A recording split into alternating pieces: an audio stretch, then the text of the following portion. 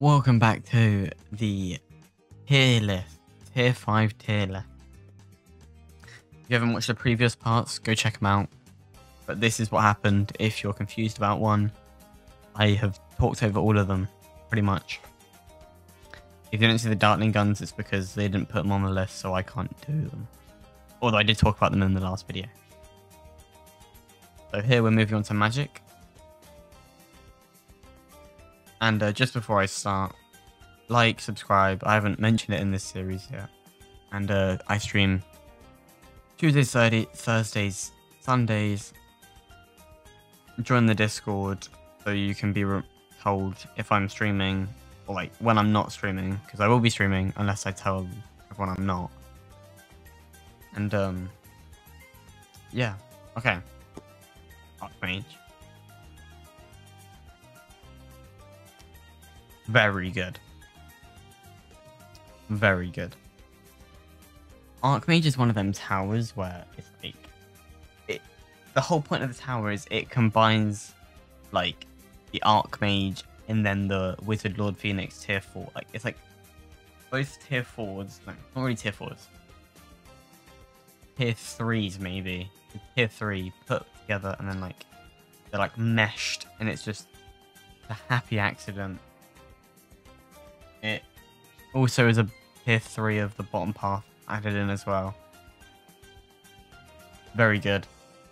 We like Archmage. We're probably going to give it a high A, just above Icicle Impale. I love it. Wizard Lord Phoenix got buffed recently. The WLP. And from what I've heard, it's really good. And I used it, and it was pretty good.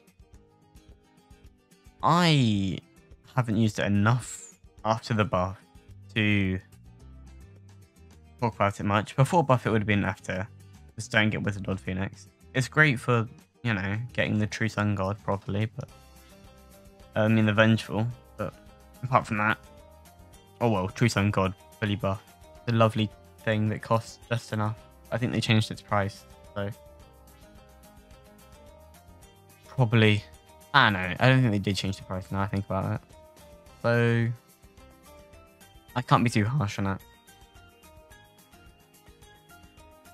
But I obviously don't like it as much as these. Like, it may be really good. Yeah. But I'm not 100% sure yet. So I'm just going to go off what I think. And that's about where I'm going to put it. Prince of Darkness is another S tier.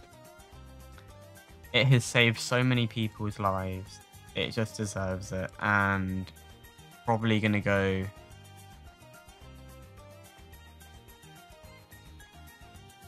might be second, you know.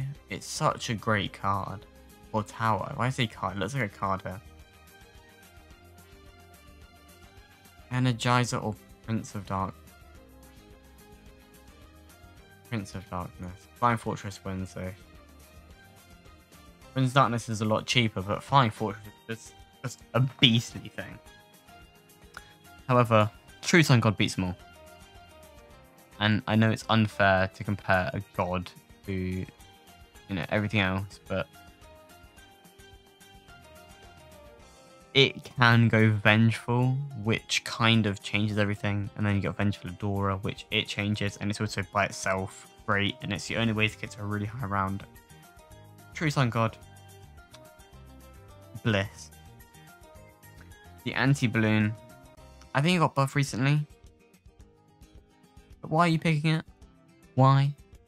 Why are you picking the anti-balloon? That might be the only F, and it's because it's the only one I don't understand. Why? Why are you doing this? You picked out of the top path, middle path, and bottom path. You picked the middle path. No, no, Legend of the Night is better. And talking about Legend of the Night,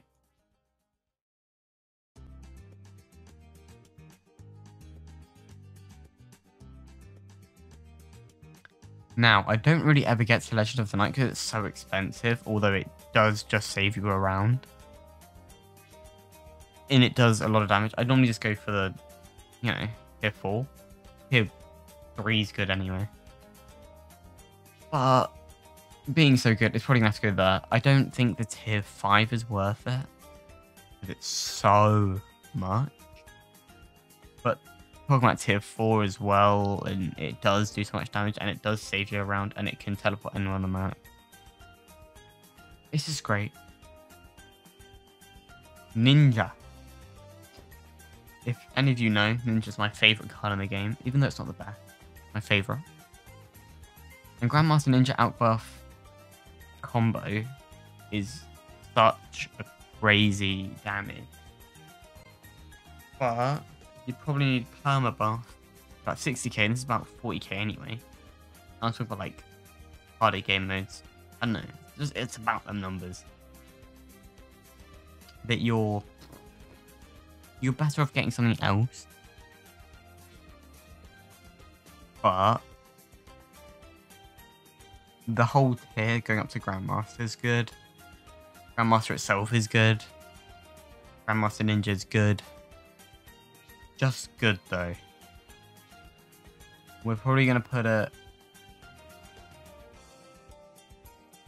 top of by itself. No, because not everything's by itself. We'll put it above preemptive. I think that's fair. Now, when we get onto these next two, I don't really use them much. I know Grand Saboteur and Master Bomber and like what they kind of do, but I'd say they're probably more useful than Grandmaster Ninja. Obviously, if we're just saying, you know, which path is better, tier 4, 402, and you're, you know, just so good, but you don't stick on. We're not talking about 402, we're talking about 502, which isn't as, you know, useful as Grand Saboteur or Master Bomber. But not by much at all. Actually, I'd rather have Preemptive Strike than Grand Saboteur. Better than Bomb Blitz. Bomb Blitz, if we're talking about tier 4s again, is so much higher. And Master Bomber, probably just above Preemptive Strike. Permabrute, top, the best in the game. Because it makes every tower better. Actually better. Actually better. And that's something you can't take away from it, so it makes the card so much better. It's ridiculous. Top of S. Top of S. Total Transformation. Crash. So mid. Fire Shredder's better, Glue Storm's better, Permacharge's better, Absolute Zero. It does good damage to Moabs. There. Sure. I don't want to talk about it much, it's kind of meh. Balloon Master Alk. It's S tier, but where? I shouldn't need to explain why it's S tier. If I do, it turns like Moabs into red balloons. Come on. There. Super Brittle helps more overall. Balloon Master Archmage does just turn balloons into, you know, I mean Moabs into red balloons. You can't argue. Superstorm. So expensive. It's so expensive. It might have to go in the D tier where it's just so expensive. Like, it's not worth it. Spirit of the Forest. Quite a useful card, but top of B I think is such a good place for it. It's useful, but it's, you know, I got bored now. Let's buy that. Avatar of Wrath. Probably another S tier. It is just a part of the, you know, the main strategy of the game where you just spam it and then you get an Avatar of Wrath and you just smoke everything. Price to performance. When you get everything buffed correctly. with its whole team. It's like sub commander because it's, you know, it needs a team to really be great. So I'd probably put it just above sub commander. So good, such a good strategy, always works. The big B central. We're missing another tower. The big B central.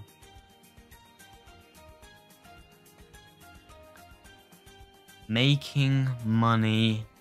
Why would you go big banana central? Overclocked does so much. It does do a lot. It makes other things do more. Out of all of them, it's probably joint second. Which, I mean, and we're talking about like a very good part of the game. I put Trade Empire here for making money. So I think you understand that it's probably just above a there. It's there. Because it makes ridiculous amount of money, and with like a whole team again, not quite S tier because there's only one S tier money maker, which we're coming up to, but it does make a lot of money. It does cost a lot, but it does make a lot of money. One that makes more money, and by more money I mean 10,000 actually 12,000 with the bar every time you click it. This guy. And technically can also make 6.5k every 3 rounds. But that's besides the point. It makes 10k a round just by clicking a button. I think that's, you know, and that's not a round. That's like, it can be multiple times a round if you've got the, you know, energizer and other things to increase, like, decrease time taken. So, solid. Monkey Wall Street. Worse than Banana Central, but for something that's only 40k, it does a surprising amount of output, like profit output. Like, it makes profit after only a few rounds. And that, like, shouldn't be underestimated. It's not used often, but nor is Banana Central. So, for 40k, if you're going to do the whole Trade Empire thing, and you need them, you might as well get it. And it's a very good money maker. I don't think anything that makes money can be put low. Superminds are so goddamn expensive that why, and why? It goes with Maelstrom and Mob Eliminator. Why? Worse than them. There. Does a lot of damage. But why? That's all I have to say, really. Just don't save your money. Carpet of Spite. Great for challenges. But I don't care about challenges. As you know, I'm very bad at challenges. So, Carpet of Spike itself, in a normal game, is garbage. Absolute garbage. Ah, fight me. No, it's not that. I'm just kidding. It's probably there. That's about right. Permaspike, Esther, but where? Everyone should know why it's Esther. You buff it, you get it down. You know, it stays. A pile of spikes that do considerable amounts of damage. Better than Inferno. Better than Blue Mask. Better than Super. Better than Sub. Better than Avatar. There. I think that is very fair. I don't need to explain why. Solid. Primary expertise. If you don't know, which you should know, I love primary expertise. Like, love primary expertise. It's one of them towers where you've underestimated it in your life, and I know you have. Like, Tell me you haven't, but you have. And this is why, you know, this is why you don't make it as far as you should. Because you don't like getting your primary monkeys to do so much more damage, have so much more range. There's no words to describe why primary expertise is just as good as it is, because if you don't use it, and the damage 500 per shot, and it like ricochets with like 6 things, that's like 3,000 damage a shot.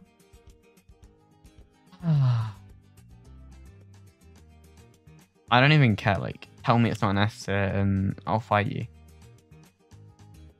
It's low S tier, probably above elite defender. But for what it does, solid. Homeland Defense. It's good. You don't gain much from getting Homeland Defense. As much as it's like, oh, I've got all this money now. It's quite useful. And it does a lot more damage. That's for sure.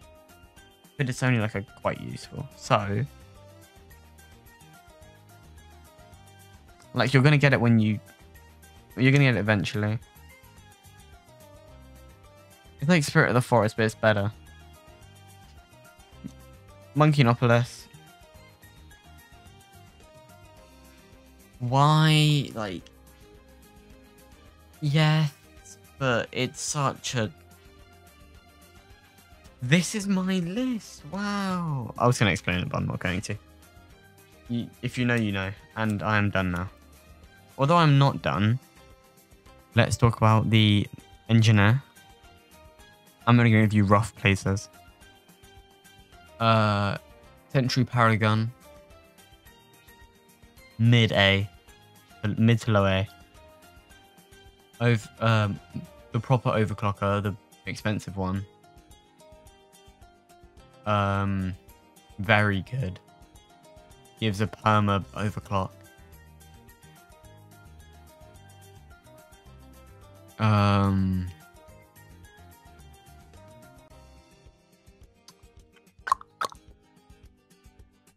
Oh, this is a tough one.